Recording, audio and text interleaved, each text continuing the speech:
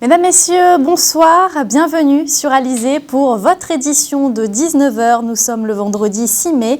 Voici les titres qui seront développés dans notre journal.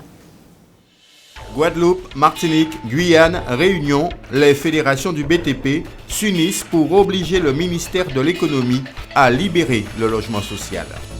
Le collectif contre le rachat de la centrale de Bouillante a déposé un projet de SEM sur la table du président de région.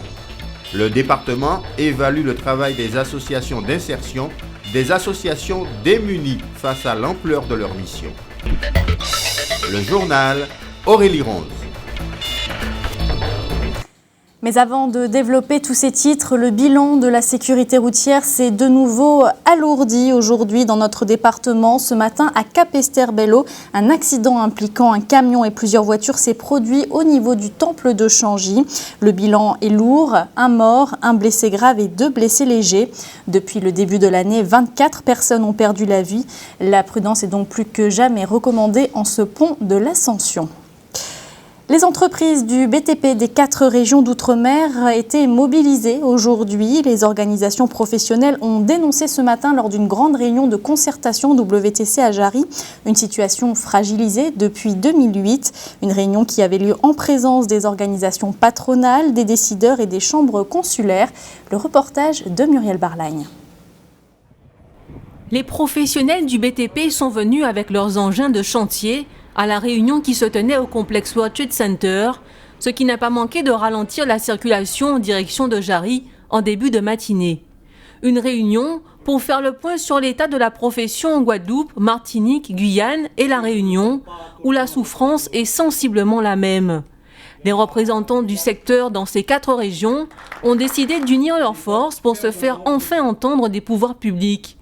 Plusieurs propositions seront présentées au gouvernement pour sortir de la crise.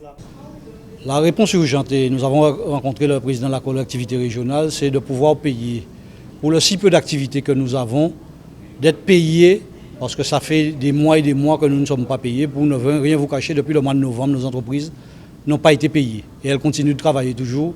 Et il faut faire face à nos obligations. Donc l'urgence pour nous, c'est déjà d'être payés de ce qu'on nous doit et de voir au niveau de la relance économique, voir quels sont les projets qu'on pourrait mettre en place. Délai de paiement trop long, baisse de la commande publique, fermeture d'entreprises, le tableau dressé par les représentants du secteur est plutôt sombre. Alors, le BTP en Guyane connaît 2 difficultés importantes. D'abord, c'est des très gros retards de paiement des collectivités locales. Certaines mairies sont en très grande difficulté, des difficultés structurelles, qui ne sont pas que des difficultés de gestion, mais aussi. Et donc il y a des retards de 6, 1 an, 2 ans. Et la deuxième grande problématique, c'est le démarrage du contrat plan État-région, du fait de l'élection de la nouvelle Assemblée unique, la CTG. Ça a mis du retard dans le système et on a presque plus de 2 ans et demi de retard sur le développement du contrat plan État-région. La situation de la Martinique est encore plus catastrophique que celle des autres départements. La situation a commencé à décliner depuis 2009. Depuis 2009, nous avons tiré la sonnette d'alarme. Entre 2009 et 2012, nous avons eu 30%, je dirais 30% d'effectifs en moins, d'activités en moins. Nous avons pensé réellement que nous avons touché le fond.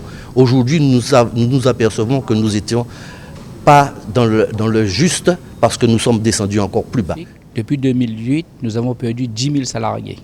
Et nous savons tous qu'aujourd'hui, la technocratie, malheureusement, entre BSI et le ministère de l'Outre-mer, ne font qu'aggraver cette situation. Nous avons des agréments fiscaux aujourd'hui qui ne sont pas donnés et qui retardent les projets, les chantiers.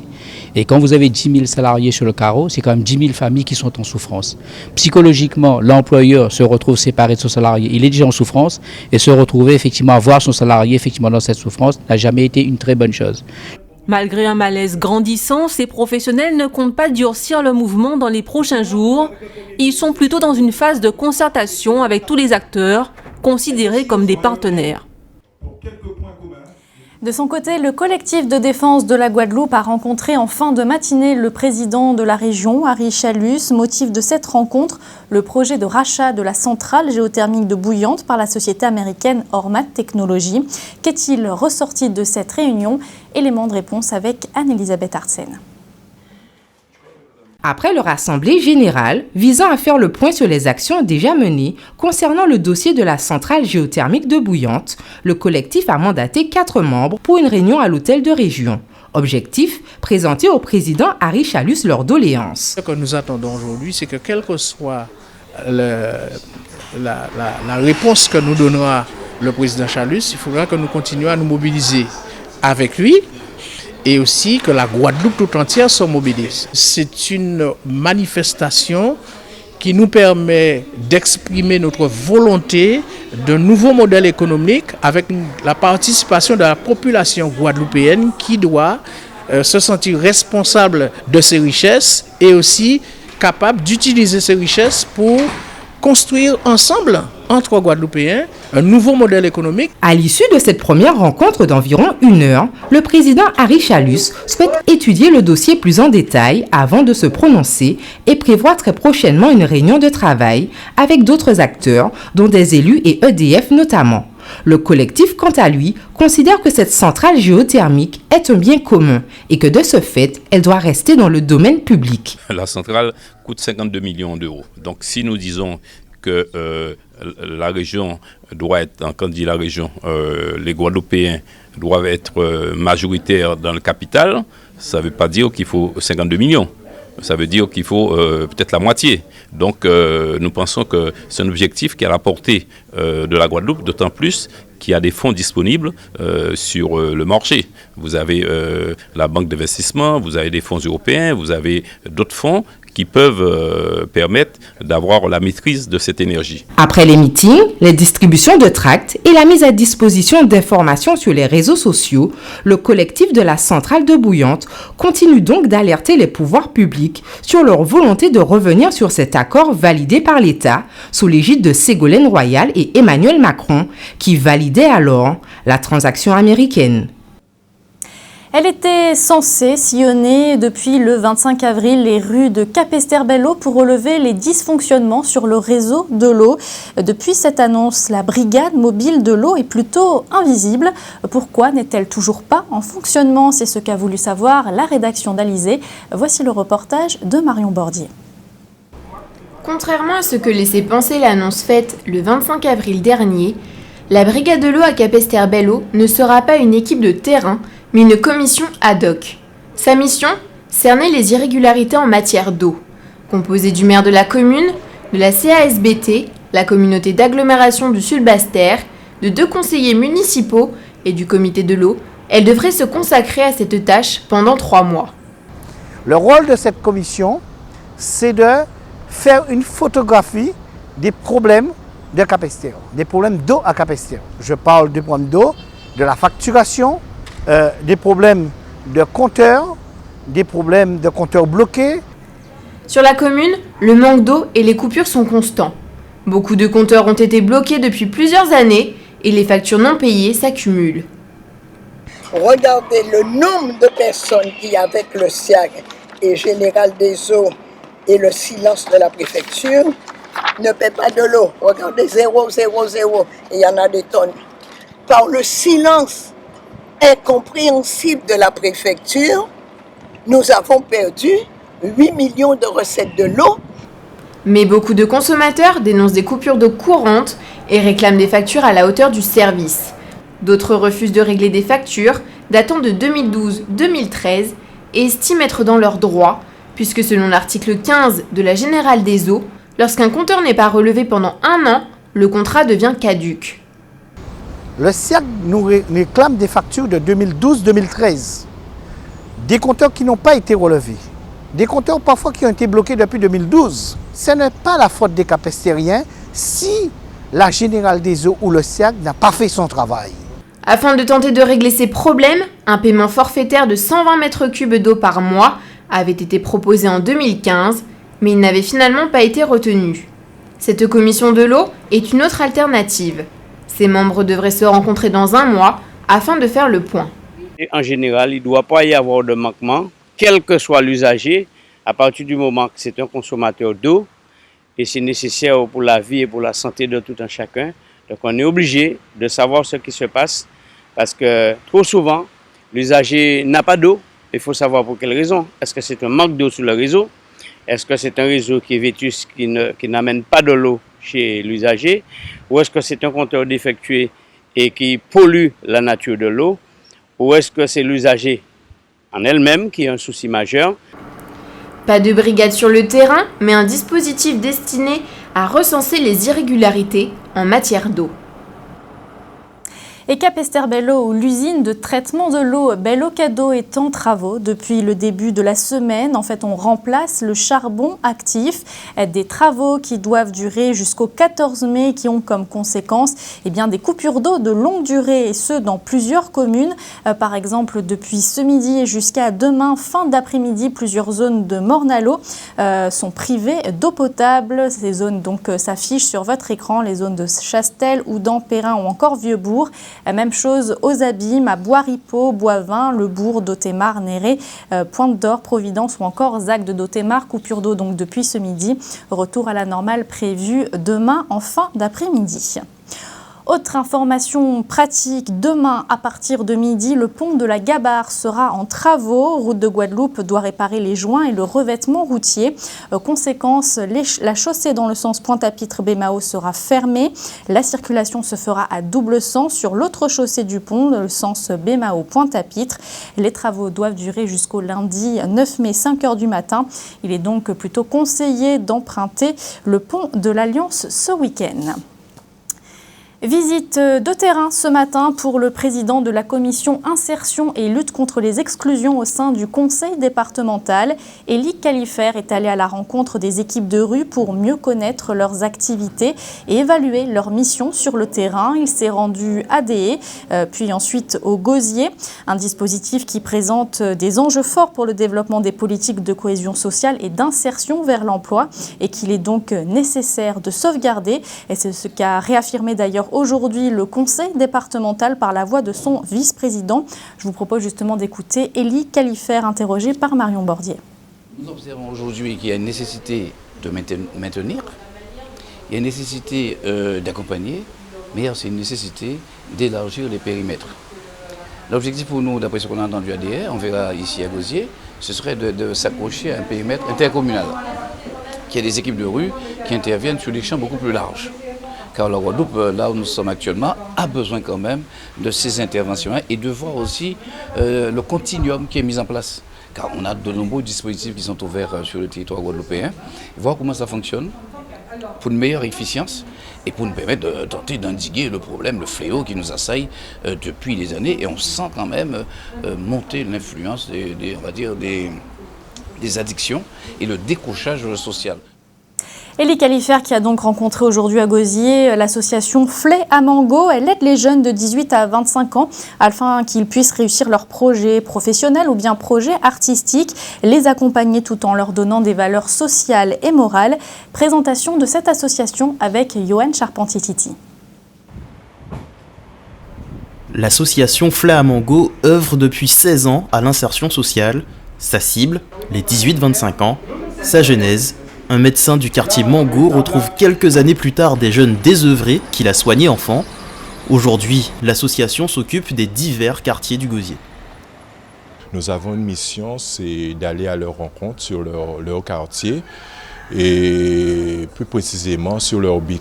C'est le lieu où se rassemblent les jeunes, où ils viennent pour discuter. Généralement, les BIC sont animés à partir de 18h, 21h. Ces jeunes viennent pour discuter dans un premier temps et aussi, je dirais, pour faire aussi un peu leur business. Mais je dirais que c'est un lieu de vie pour les jeunes. Sorties, ateliers, rencontres, tout est fait pour créer un lien de confiance et attirer les jeunes vers l'association. Des fois, nous avons des problèmes familiaux, on les trouve. Nous avons besoin de faire des papiers, on les trouve. Des fois, nous avons des bons pour pouvoir avoir des conserves, des jus, des trucs comme ça. J'oublie comment ça s'appelle, mais bon. Ils sont là pour nous, ils nous aident et puis voilà quoi. Mais Flé à Mango se retrouve aujourd'hui en difficulté. Aucun quartier du Gosier ne se trouve en zone prioritaire avec la nouvelle découpe territoriale.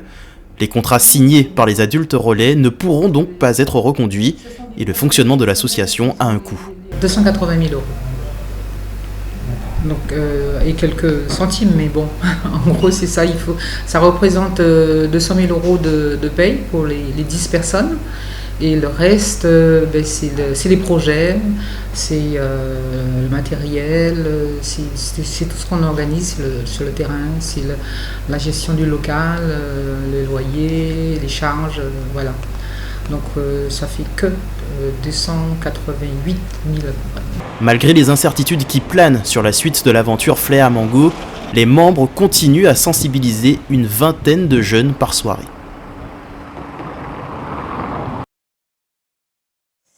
Direction la Martinique à présent, la Martinique qui commémore aujourd'hui le 163e anniversaire de l'arrivée des premiers travailleurs indiens. C'était le 6 mai 1853. Plusieurs manifestations notamment ont eu lieu aujourd'hui à Casse-Pilote. La Martinique qui nous emmène à notre tour d'horizon de l'actualité dans notre grande région de la Caraïbe, l'énergie des Caraïbes qui était justement au cœur d'un sommet important à Washington. Aruba était cité en exemple pour avoir réussi à mettre en place une énergie propre à 100%. Mais tout de suite direction la Colombie avec Ingrid Betancourt qui lance un appel. Voici l'actualité Caraïbe. Ingrid Betancourt, ex-otage de la guérilla des forces armées révolutionnaires, a appelé la Colombie à promouvoir la réconciliation et le pardon après plus d'un demi-siècle de conflits armés. Dans son discours, elle a plusieurs fois dû s'interrompre sous le coup de l'émotion. Ingrid Betancourt a rappelé quelques-unes des expériences vécues durant ces 6 années de captivité aux mains des FARC, engagées aujourd'hui dans la dernière ligne droite de pourparlers de paix avec le gouvernement du président Juan Manuel Santos. L'ancienne parlementaire colombienne, également de nationalité française, avait été enlevée en 2002 alors qu'elle était candidate du parti écologiste Oxygeno à l'élection présidentielle. Elle a été libérée en 2008 à grand renfort médiatique. Ingrid Betancourt partage qu'il n'y a rien de plus fort que le pardon pour arrêter la déshumanisation qui affecte tous les Colombiens après plus de 50 ans de guerre interne. À propos du processus de paix avec les FARC, Ingrid Betancourt, revenue rarement en Colombie depuis 2008, a estimé que les ambitions de justice de la société civile et de sécurité juridique de la guérilla étaient compatibles. Le vice-président des États-Unis, Joe Biden, a présidé un sommet important à Washington sur l'énergie des Caraïbes, réunissant les chefs de gouvernement et les ministres de l'énergie de la région.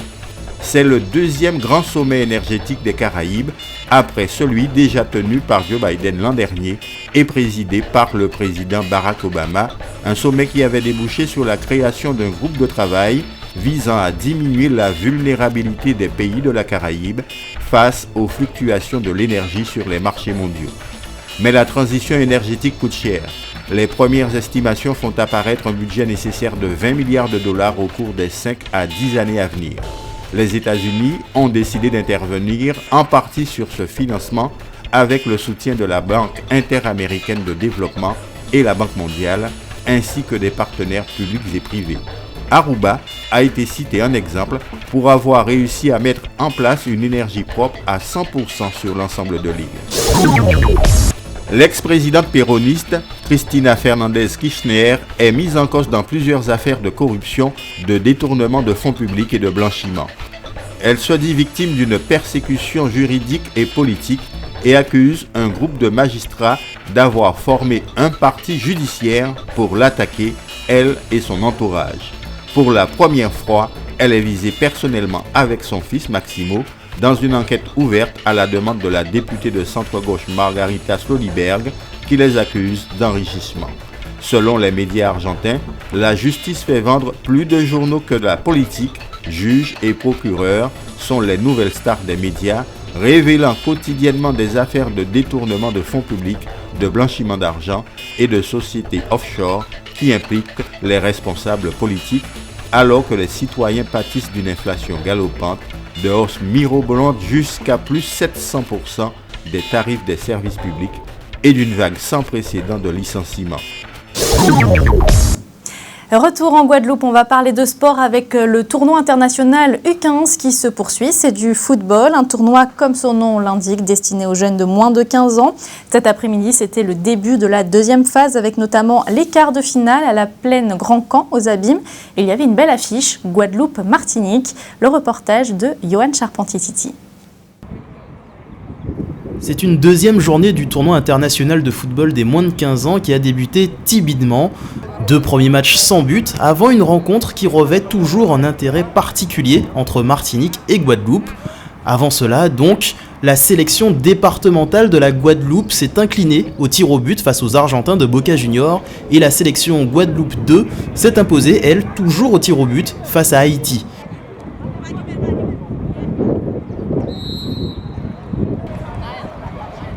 Les frères ennemis sont donc ensuite entrés sur le terrain pour le plus grand bonheur des spectateurs. À notre droite, nous avons la sélection de la Martinique.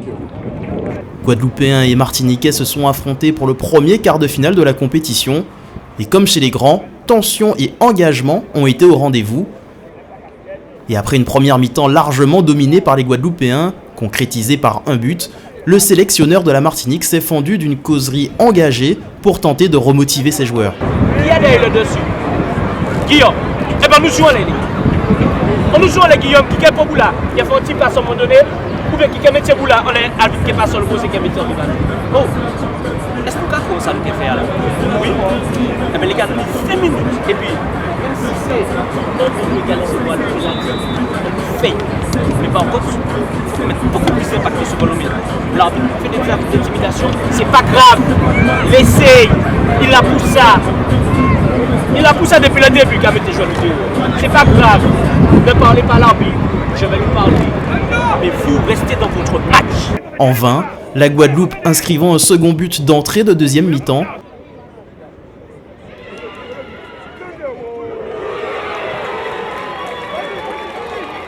Avec une foule totalement acquise à sa cause, la Guadeloupe pouvait filer tranquillement vers les demi-finales de ce tournoi international, avant de laisser place aux Brésiliens de Fluminense et aux Anglais de Tottenham.